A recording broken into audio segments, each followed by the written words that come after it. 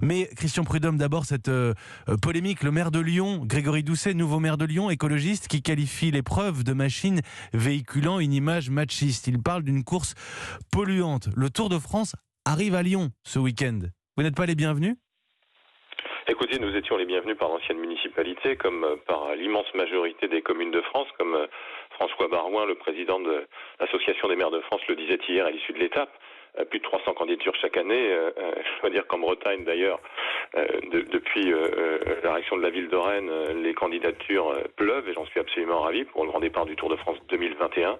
Nous sommes engagés depuis plusieurs années dans une démarche environnementale. On peut toujours trouver qu'on ne va pas assez vite, bien sûr, mais nous avons pour la première fois, par exemple, cette année, des véhicules hybrides sur le Tour. Tous les véhicules rouges d'organisation du Tour de France, du pouvoir sportif, sont des véhicules hybrides.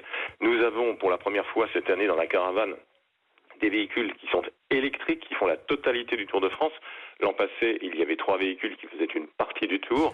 Et nous aurons des tests de camions au GPL d'ici à la fin du Tour de France. Donc cette démarche environnementale, elle existe assurément, oui. Même si certains peuvent toujours trouver qu'on ne va pas. On a pu parler aussi des emballages plastiques supprimés sur les goodies. Certains vous accusent de greenwashing, en l'occurrence. Je ne crois pas. En l'occurrence, c'est plutôt nous qui sommes attaqués.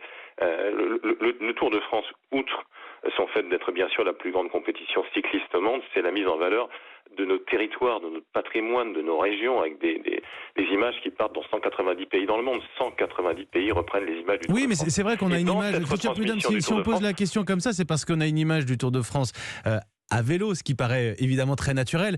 Mais on sait très bien que l'organisation, la caravane, c'est beaucoup de véhicules aussi. Vous passez par des zones naturelles. C'est pour ça que la question se pose, non ? C'est justement pour ça que depuis plusieurs années, nous avons entamé cette procédure de démarche environnementale. Vous parlez de zones protégées. Il y a cette année sur le Tour de France 102 zones dites Natura 2000 pour lesquelles il y a des épreuves d'incidence, des études d'incidence avec le cabinet spécialisé Biotope. Nous étions au Montégoal dans le parc national des Cévennes, qui nous a remerciés pour notre bonne tenue juste après le passage, comme nous étions l'année dernière dans le parc national de la Vanoise. De la même manière, j'ai reçu un courrier des présidents et directeurs du parc nous remerciant. Aujourd'hui même, sur l'étape qui nous mène au Puy-Marie, il y a des brigades éco-responsables qui viennent aider